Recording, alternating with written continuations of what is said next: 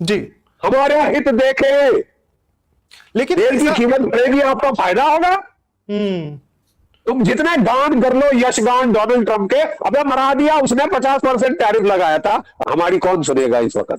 जी। दोनों तरफ आंखों में खून उतरा हुआ है। मत लड़ो, कोई सुनेगा नहीं। तो हमारा नुकसान शुरू हो गया। इस वक्त आपको ठीक पेट में लात पड़ रही है। जितना देर ये युद्ध चलेगा, हमारा इकोनॉमिक आर्थिक नुकसान होगा।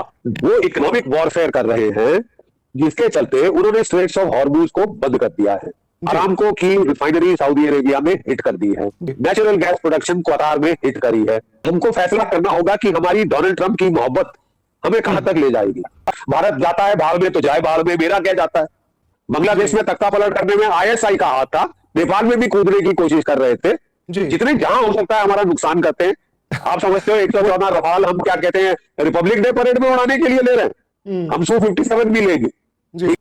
इनका बैंड बजाने का टाइम आ गया। सर, वो करो जो इजराइल कर रहा है।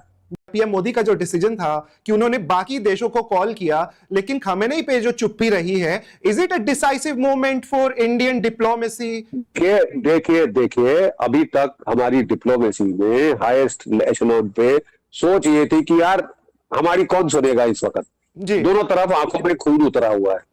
आप बोलो मत लड़ो, कोई सुनेगा नहीं। तो हम वही कर रहे हैं कि जो हमको करना चाहिए कि भाई भारतीय मूल के लोगों को तो निकाल ले, जिनकी ऐसी तैसी हो गई है उनको बचा दे, तो उस पर प्राथमिकता दे रहे थे। ठीक है, लेकिन अब समय गया है कि हमारा नुकसान शुरू हो गया।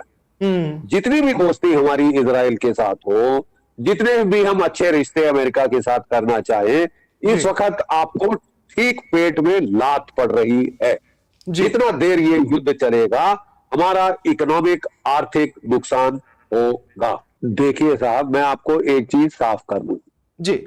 ईरान अकेला अमेरिका और इजराइल के खिलाफ वो जीत नहीं सकता जी। उसका शुरू से स्ट्रेटजी रही है, हम तो डूबेंगे सनम, तुमको ले डूबेंगे।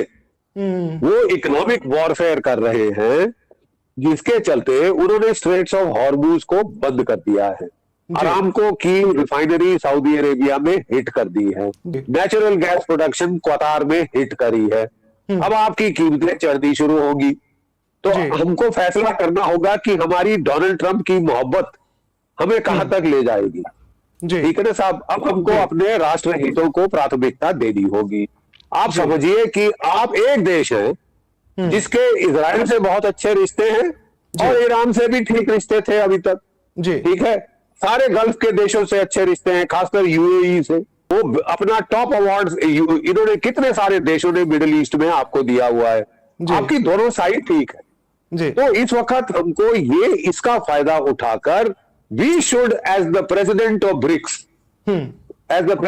BRICS take the lead in getting a ceasefire and peace. हमारे हित देखे, लेकिन तेल की कीमत बढ़ेगी, आपका फायदा होगा। तुम जितने गान कर लो, यशगान डोनाल्ड ट्रंप के, अबे मरा दिया उसने, 50% टैरिफ लगाया था, अभी हटाया तो सुप्रीम कोर्ट ने उसको लगा दी है वहां फटकार। ठीक है तो आप सब अपना हित देखिए ना, हमारी रोटी कहां पे, उस पे मक्खन लगा, ये देख लीजिए साहब। भारत का हित कहां है कि ये लड़ाई जल्द से जल्द बंद हो। डोनाल्ड ट्रंप कह रहे हैं कि ये तो 4-5 हफ्ते चलेगी, मैं और भी लंबा लड़ने को तैयार हूं। भारत जाता है भाड़ में तो जाए भाड़ में, मेरा क्या जाता है। ये रवैया है ना साहब। भारत की इकोनॉमी जाए भाड़ में, मेरी इकोनॉमी ठीक है, मैं तो बहुत दूर हूं ईरान से, ईरान के मिसाइल अभी तक मेरे पास नहीं पहुंच सकते। ठीक है, भारत का नुकसान हो तो हो, यार मुल्कों का नुकसान हो तो हो, मैं तो साहब लड़ते जाऊंगा। क्योंकि मेरे को जब मेरा लड़ने का टाइम था वियतनाम में, तो मैं बीमार बन गया था, डॉज कर दिया था, वो ड्राफ्ट को डॉज किया था। अब 80 साल पे लड़ने का बड़ा शौक आ गया है। 1, 2, 3, 4, 5, 6 जो देखो मुल्क पे आप हमला किए जा रहे हैं। वेनेजुएला पे हमला किया, अब ईरान पे, आप क्यूबा की बात कर रहे हैं, आप ग्रीनलैंड की बात कर रहे हैं, कनाडा की बात कर रहे हैं। कल परसों आपका कोई भरोसा है कि आप भारत पे चढ़ बैठे पाकिस्तान को बचाने के लिए? पाकिस्तान का भी इस्तेमाल कर रहे हैं सर। उन्होंने, पाकिस्तान ने उनको राइट्स दिए हैं अपने एयर बेसिस का इस्तेमाल करने के लिए ईरान के ऊपर। और पाकिस्तान के पार्लियामेंट में आज एक और बात हुई है, वहां पे बोला गया कि भारत वॉर की तैयारी कर रहा है पाकिस्तान के साथ। बांग्लादेश में तख्ता पलट करने में आईएसआई का हाथ था, नेपाल में भी कूदने की कोशिश कर रहे थे। जी। जितने जहां हो सकता है हमारा नुकसान करते हैं। आपने क्या सोचा कि हम आते हाथ धरे बैठे रह जाएंगे? एक मार लगाई तो नाटक शुरू कर दिया कि 4 दिन में खत्म हो गया, हमने ऐसी तैसी कर दी भारत की। अबे जी। तुमको बताते हैं ऐसी तैसी होती कैसे है। आप समझते हो 114 रफाल हम क्या कहते हैं रिपब्लिक डे परेड में उड़ाने के लिए ले रहे हैं? हम Su-57 भी लेंगे, जी। ठीक है जी। और तुम्हारा बैंड बाजा बजाने का टाइम आ गया है। सर, इनका बैंड बाजा बजाने का टाइम आ गया है।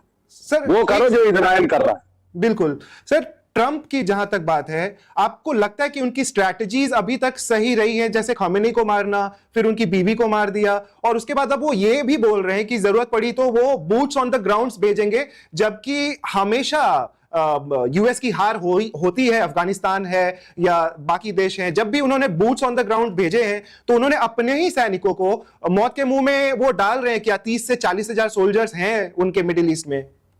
6 अमेरिकी सिपाही मारे गए हैं, 18 घायल हुए। ठीक है साहब, ये आंकड़ा मेरा नहीं है, ये सेंट्रल कमांड का आंकड़ा है अमेरिकन। जी। ठीक है, और लोग कह रहे हैं जो मिलिट्री एक्सपर्ट्स हैं कि वो छुपा रहे हैं, उनके कहीं IRGC ने 560 ये आंकड़ा बताया है सर, 560 आंकड़ा बताया है, तो असली कहीं बीच में होगा। वो भी बढ़ा के बोलते हैं, ये घटा के बोलते हैं, असली आंकड़ा कहीं बीच में है। मैं आपको बता दूं कि कल उन्होंने इब्राहिम लिंकन पे 4 मिसाइल फायर किए थे। ठीक है, अमेरिका ने बड़े चौधरी बन के बोला कि हमने 4 के 4 गिरा दिए, और उसके बाद जो इब्राहिम लिंकन कैरियर ग्रुप को हटा के कोई 500-600 किलोमीटर पीछे ले गए। ठीक है, वो भगानी पड़ी वॉर जोन से, भगानी पड़ी वहां से, और आज फिर 4 और फायर किए हैं। वो साहब अपनी रेंजिंग कर रहा है। ठीक है ना, जो सस्ते घटिया मिसाइल है वो फायर करके चेक कर रहा है इनका रिएक्शन क्या होगा। रिएक्शन जब एक बार पता चल जाए, सारी टेलीमेट्री रिकॉर्ड हो जाए, फिर वो मेन हाइपरसोनिक मिसाइल से हमला करे।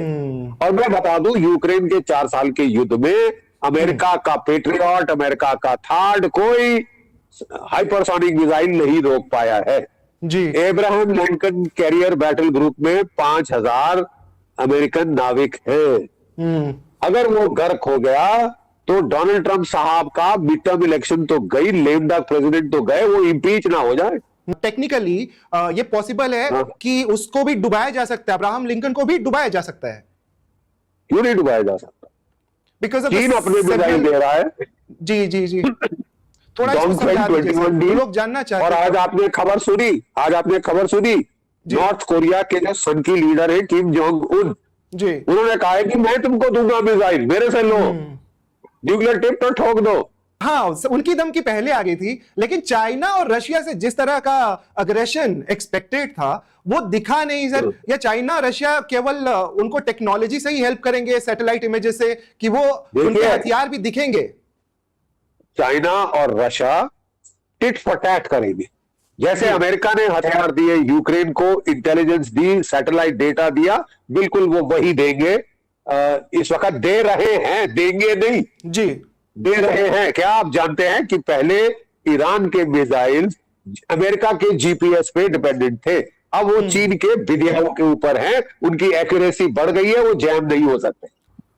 रशिया ने तो लड़ाई में उलझा हुआ है, इतना ज्यादा नहीं दे पाया, लेकिन चीन ने दिल खोल के दिया। लेकिन जो चीन का खतरनाक मिसाइल है वो है C-302 जी, anti ship missile, supersonic.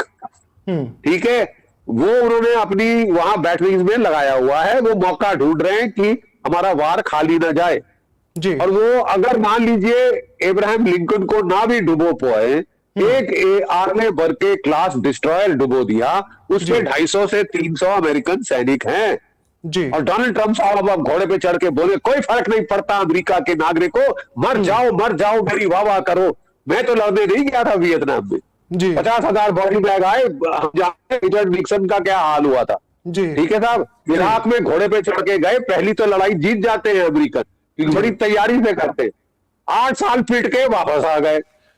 Afghanistan में गए क्यों हार जाते हैं? अमेरिका को बोलते हैं इतनी बड़ी आर्मी, इतनी सक्सेसफुल, लेकिन जब वो ग्राउंड पे जाते हैं तो हमेशा उनको मुंह की क्यों खानी पड़ती है? इवन तालिबान तक से वो हार गए एक तरीके से। साहब देखिए तालिबान 20 साल पीट के वहां से गए, जैसे वहां से विड्रॉल हुआ, किसी फौज का इतना जो है शर्मनाक विड्रॉल हमने कही, आप ग्राउंड पे नहीं लड़ सकते। ठीक है साहब, ये तो मतलब साबित हो गया है। ठीक है, अमेरिकन लोगों को बॉडी बैग्स नहीं पसंद जब तक कि बिल्कुल उनकी आन बान शान की बात ना हो जाए। वो नहीं पसंद बॉडी बैग। ठीक है, जो भी प्रेसिडेंट बॉडी बैग लाता है वो प्रेसिडेंट नहीं रहता। अमेरिका ने भारतीय महासागर में एक ईरानी नौसेना जहाज जो भारत का मेहमान था, भारत में कार्यक्रम में शिरकत करने आया था, उसे उड़ा दिया। और हमारे यहां सरकार पूरी तरह से खामोश है। सबसे पहले दोस्तों मैं आपको बतलाना चाहता हूं वो मंजर जब ईरानी नौसेना जहाज को अमेरिकी टॉर्पीडो ने उड़ा दिया था। यह वो मंजर है दोस्तों, और यह बताया जा रहा है कि एक MK-48 टॉर्पीडो ने, जिस पर एक 650 पाउंड का वॉरहेड था, उसने ईरानियन फ्रिगेट को उड़ा दिया। यह वो मंजर है दोस्तों आपके स्क्रीन पर। यह है अमेरिका की दबंगई। मैं फिर आपसे पूछना चाहता हूं, यह मंजर होर्मुज की खाड़ी में नहीं, ईरान के पास नहीं, भारतीय महासागर में हुआ है, और हमारी सरकार अब तक खामोश है।